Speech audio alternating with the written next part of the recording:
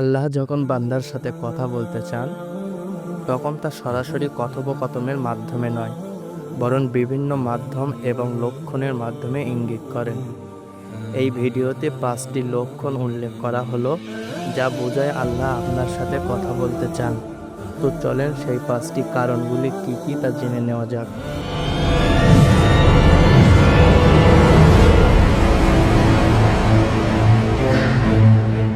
আসসালামু আলাইকুম ওরহমতুল্লাহি ওবারাকাতুহু। প্রিয় দিনদার ভাই ও বোনেরা, আপনারা সকলে কেমন আছেন? আশা করি আল্লাহ তাআলার অশেষ রহমত ও মেহেরবানিতে আপনারা সকলেই অনেক অনেক ভালো আছেন। নাম্বার 1, আপনার অন্তরে আল্লাহর স্মরণ জাগ্রত হওয়া।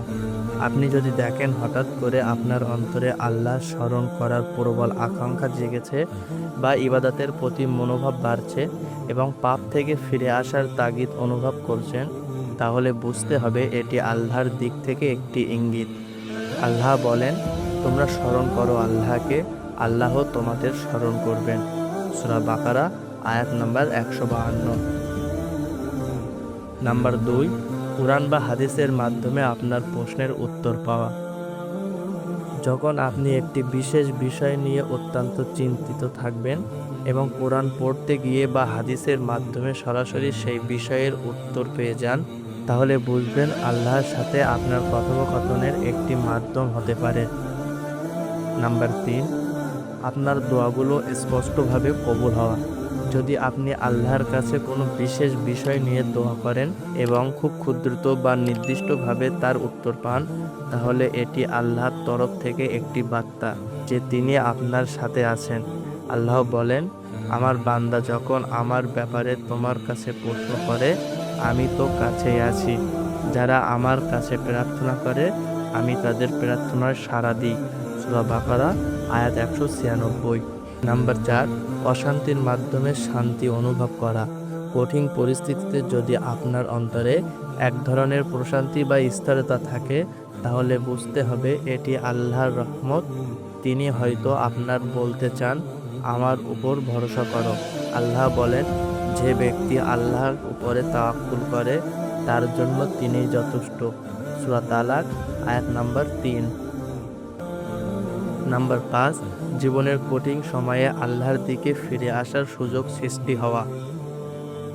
জীবনের কোনো পরীক্ষার মাধ্যমে আপনি যদি আল্লাহর নিকটবর্তী হতে পারেন, তাহলে জানুন এটি আল্লাহর তরফ থেকে আপনাকে ডাকার একটি মাধ্যম। আল্লাহ এই পরীক্ষার মাধ্যমে আপনাকে তার পথে নিয়ে যেতে চান। আল্লাহ বলেন, আর আমি তোমাদের পরীক্ষা করব কিছুটা ভয়, ক্ষুধা, সম্পদ, জীবন ও ফসল ক্ষয়ক্ষতির মাধ্যমে, আর ধৈর্যশীলদের সুসংবাদ দাও। সূরা বাকারা আয়াত নাম্বার 115। আল্লাহ সর্বদা আমাদের সাথে সংযোগ স্থাপন চেষ্টা করেন।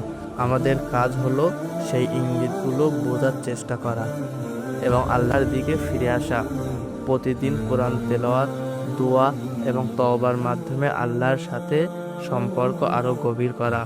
আপনি যদি এরকম ভিডিও প্রতিনিয়ত দেখতে চান, তাহলে আমাদের চ্যানেলটি সাবস্ক্রাইব করে পাশে থাকা বেল আইকনটি অন করে দিন। আখেরি নবীর উম্মত হিসেবে ইসলাম প্রচারের লক্ষ্যে ভিডিওতে একটি লাইক দেবেন এবং সম্ভব হলে ভিডিওটি শেয়ার করে সারা বিশ্বের মুসলিমের কাছে ইসলামের দাওয়াত পৌঁছে দেবেন এবং আমাদের ইউটিউব চ্যানেলটি সাবস্ক্রাইব করে আমাদের পাশে থাকবেন। আল্লাহ হাফেজ, সবাই ভালো থাকবেন।